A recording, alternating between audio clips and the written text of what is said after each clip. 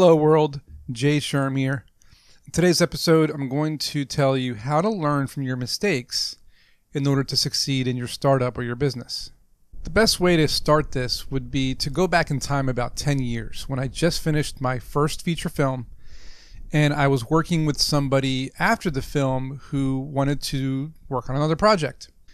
The person that I was working with was mostly an artist. He had very little business acumen, no technology experience, but yet here we were in 2010 and we were going to build our first tech startup. So we worked on this idea together, but he quickly wanted to start hiring lawyers because he had watched the movie The Social Network and he didn't want to fall into that trap, he said, where we would argue about the percentage that we owned of the company later if it succeeded and all that. Now keep in mind, we didn't have any designs, mock-ups, functionality. We had no team. We didn't have anything. But yet he wanted to pay thousands of dollars to these lawyers to help move things along, to teach him how to run a business. Now, I was totally against this, but I felt like I was kind of in it because he wanted to work with me and I did want to work with somebody. I wanted to have a co-founder. And so I decided to go ahead and pay whatever he was saying the lawyers wanted, and he was paying the lawyers as well. We were splitting the bill. But I felt like I was doing all the work because I am technology oriented. So I was doing designs and mock-ups. I found programmers that we had outsourced to India, and we were using them to build a prototype. And eventually we did find local developers, but since we couldn't get funding, of course, they didn't want to work with us either because we couldn't pay them. But I was spending so many hours on like workflow documents, PowerPoint presentations, practicing the pitch for investors. And I was meeting with all these different mentors and CEOs to get feedback and ideas for our startup. I even made a video, like a promotional video. I mean, I was doing all these things nonstop, and my co-founder was just paying lawyers and asking me to pay lawyers. And I kept wondering, why are we paying these lawyers to show us how to run a business when I already know how to run a business? At that point, I had already run successful businesses. But he said it was the only way he would work with me. And I felt like I was kind of cornered, like I had no choice. But after about a year of doing this, the co-founder realized it wasn't going anywhere. And I could have told him that, and we could have saved thousands of dollars. But anyway, he gracefully bowed out of the company, and I let go of the company too. We just let it dissolve. And then I was working with two other friends of mine who then we decided to start another startup. And I just jumped right into another startup with two more co-founders. And again, I found myself doing most of the work. But at least this time, the work panned out and we were able to launch a tech startup. We were able to launch a platform. We were able to pitch a lot of investors. But we found that when we launched and when we built this, it was a saturated market. There were a lot of other websites and apps that were coming out at the same time. This was an e-commerce platform, and a lot of companies were coming out at the time that were competing with eBay and Craigslist and whatnot. So it was the wrong timing, but it was definitely a good idea for a platform. So I learned along the way on how to do things with that one as well. And I found out that I shouldn't be working with co-founders, that I should be working on my own projects by myself. And that's what led me to my third platform, which I ended up doing by myself. And to this day, my third tech startup has been my most successful, and mostly, this might not be the case for everybody, but mostly because I did most of it by myself until I got to a certain point, and then I brought co-founders on board, and then I started to pitch investors, and then I was able to build a team of programmers and marketing people and business people and get a lot of people on board basically because I had already done a lot of the work. Here are some of the things that I jotted down over the years that I noticed worked for me in terms of what you should not do when you are running a new tech startup or a new business. Number one, don't hire lawyers right away. Avoid them. You don't need them. They are a waste of money. Lawyers are great for certain things, and you should use lawyers when you need them for certain things, but not when you're starting a business. It's a waste of money. The next thing is to not rush when you pick a co-founder. Take your time. Just because somebody says they want to work with you, don't just immediately work with them. When you pick a co-founder and you start a company with them, it's kind of like a marriage. It's a relationship. You're going to be with this person all the time. You're going to talk to this person all the time, interact with them, argue with them, agree with them. It's like a partner. So you have to choose really wisely and be careful, because once you get into a relationship or a partnership or a co-founder status with someone, you're going to be stuck with them for a long time. So I'd say do as much as you can on your own, which is my next point. Do as much as you can by yourself before going to a co-founder. So mock-ups, prototypes, workflow documents, investor presentations, build a website, social media marketing pages. Do as much as you can. And if you don't know how to do it, learn how to do it. That's why I have a course and a book that teaches you how to do these things. So learn how to do it. Spend a couple hours every day learning how to do certain things instead of relying on other people. The more you learn, the better you're going to be at building a business and running a business. The next thing you should not do is pitch investors. Don't pitch investors until you have at least $1 million in revenue or 1 million users. Most investors are going to say no to your idea if you have not mitigated the risk that they're going to be looking for. So if you just launched your website, you're not going to have any users, no revenue, they don't care. They want to see that you have users and revenue. If you haven't even built the website yet and you're pitching investors, well, you're just wasting your time. That's called a paper napkin pitch, where you don't have anything built. You're just showing them what you have on a napkin or a PowerPoint. They're not going to invest in you, especially not nowadays. Maybe 10 years ago, maybe they would have invested, or 20 years ago, but now in 2020 and in the future, they need to see that you can execute your idea and mitigate their risk. The next thing is try to avoid paying people with cash in the beginning. I know a lot of people want to get paid cash, but there's no incentive to them. They're just getting paid cash to do a job. They don't really care about your business. You have to pick team members or co-founders based on equity, so that they want the company to succeed, so that the equity becomes valuable. That's how you know someone cares about your idea, is they don't want cash. They want a piece of the company so that they can earn a lot more money than just that little bit of cash in the future when the company succeeds.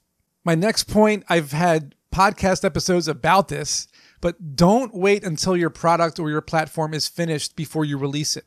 Some people might think this is crazy to say, but you want to release it before it's even barely finished. You need to get customer feedback during the MVP stage, the minimum viable product. Too many people are perfectionists out there trying to make the perfect platform. Guess what? There's no such thing. Because even when your platform is perfect, you're still going to have bugs, it's still going to crash, and you still have to update the software constantly. Same goes for products. You launch a product, it works really great in the public, but then you realize you're getting feedback about, oh, this product is great, but it would work better if it did this or if it did that. So now you guys have to change your product. Version 2, version 3. So release as quickly as possible, get feedback as quickly as possible. Don't waste your time perfecting it, because you really are going to be wasting time and money. And my last point is going to be to not be stubborn. So many entrepreneurs I work with are just stubborn. They're not open-minded. They say it's their way or the highway. They are right and everybody else is wrong. And that certain methodologies and tactics and strategies don't work in their business. Like they think that they're above all the tried and true rules and guidelines out there. If you're willing to listen to people's opinions and experience and expert skills they have and the facts based on all the years they've worked in companies, you're probably going to do better than just listening to yourself. Because more often than not, you're going to make a lot of mistakes, right? And the whole point of running a business, at least today, because of all the resources available out there, you should be making as little mistakes as possible and able to succeed much quicker in a business. The whole point of people like me helping you is to help you avoid those mistakes. So be open-minded, stop being so stubborn, and listen to the experts. That's why they're there. Okay, now that I've gotten all the don'ts out of the way, here are the things that you should do. The first being, definitely design your product before going to programmers or prototypers for like physical products. This means drawings, mock-ups, wireframes, even a whiteboard, pieces of paper, anything you can do that you're able. If you're good at Photoshop, great. If you're not great at Photoshop, get a pen out. The more you can draw out, the more you can type up like a technical document, the more you can give programmers or prototypers, people who physically build 3D printed objects, for example. They need to visualize what it is you want. So do as much as you can before you go to people, and they'll be able to see your vision, and they'll be willing to work with you because they see that you put in a little effort. And part of that is what I call a workflow document or a technical document. Is if you're building a website or a mobile app, you should always type out at least 1 or 2 pages of a bullet list in numbered order of what it is you want the functionality to be, so that you can explain to somebody, here's what I want the website or the mobile app to do, step by step. That way, not only do you get it all out of your head, but also so you can explain it to somebody much easier. They're going to read that and say, okay, I have an idea what you want to build. Now, if you're brave, the next thing you'll do is you'll learn how to code enough to build your MVP or your minimum viable product on your own, which I recommend.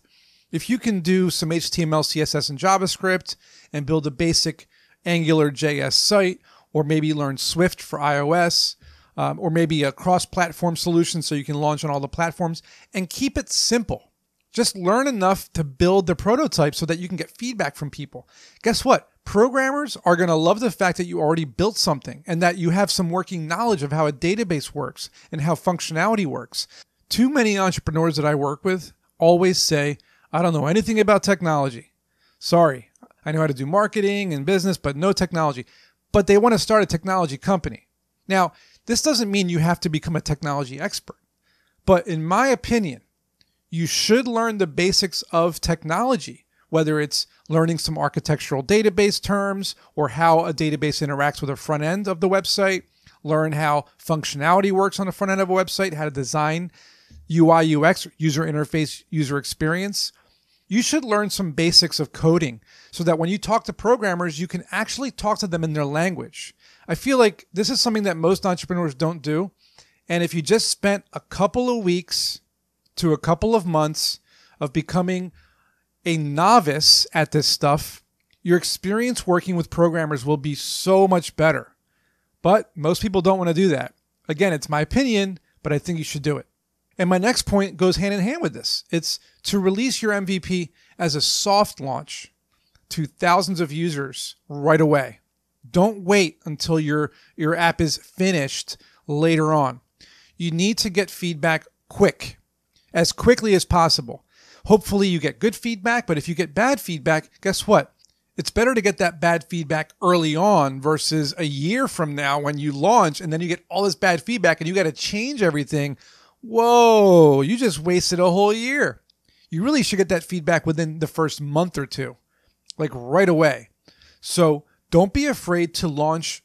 It's a soft launch, which means you're not marketing it to people, right? You're not putting it on Instagram. You're not putting it on Facebook. You're not putting it on Twitter. You're just telling friends and family and college students and finding local groups of people who are willing to test your app or your product in a closed beta. So it's not open to the public. And this way you can get feedback from people before you launch to the public. The next point has to do with the financial piece when it comes to paying people, right? So no, you don't want to pay lawyers in the beginning, and no, you don't want to pay employees in the beginning because you're a startup. You have to bootstrap, right? The name of my podcast is Strap on Your Boots. So you have to bootstrap. This means you can find resources, okay? Most local universities have a law department, and those law departments usually have students and or teachers who are willing to give you advice or help you. And of course, there's always sites like Rocket Lawyer or other legal sites where you can get forms really cheap, okay? And I'm not saying you don't need legal forms because that's not true. You do need legal forms when you start a company. You at least have to start an LLC or a C Corp. You need some sort of independent contractor agreements. You need non-disclosure agreements. You need like equity disbursement for your co-founders. You need all sorts of operating agreements and things like that. So these legal forms, you definitely need them. I'm just saying you don't need to pay a lawyer to get those because you're going to pay thousands of dollars for these forms when you could just pay, $20 to $50 to $100 or even a couple $100 for these forms, right? But save thousands. And since you get these forms and you have to read them and you have to tweak them to serve your needs, you'll learn a little bit about running a business because you have to read the forms and you have to learn them. And I say that spend a couple days doing it. The problem, I think, is that people are very lazy and they want to just pay people to do things for them, but they're not learning anything. Stop paying people to do things and learn how to do it yourself. And you can also find at local universities interns, people who need credits for school, especially with the pandemic. Everyone's at home and they don't have anything that they can do because school's out and they're doing online classes, but they probably have a lot more free time. This is your opportunity to get people to help you run your business while they're learning from you or they're learning from the business as an intern. And you can give them stock options so that they're being compensated. Same goes with employees or co-founders. This is your moment to give them equity or stock options to help you with your business. Remember, when you give people stock options or equity shares in your business, you have to figure out what kind of value they add to the business and how much money they would have been paid at a job similar to it, and figure out some math, right? So if they're a very highly skilled programmer and they can build your entire platform and they plan on being there for the long haul, you might make them your CTO, your chief technical officer. You might offer them 30% of your business, maybe more, maybe less. It depends on how much time they're going to put into it. If an intern is going to be giving you a couple hours a week, you might only give them like 1% in stock options over the course of a year, right? So it really varies widely what you give people, but you have to give them something fair for the time they're putting in, the value they add to your business, and how much money they would have earned in a company such as the one you're offering them. And this last point kind of ties into that, is the fact that you should be listening to your employees and your co-founders. You should have discussions weekly, and you should have a board of directors where you're having monthly or quarterly discussions, and take their feedback and suggestions to heart. Actually listen to them.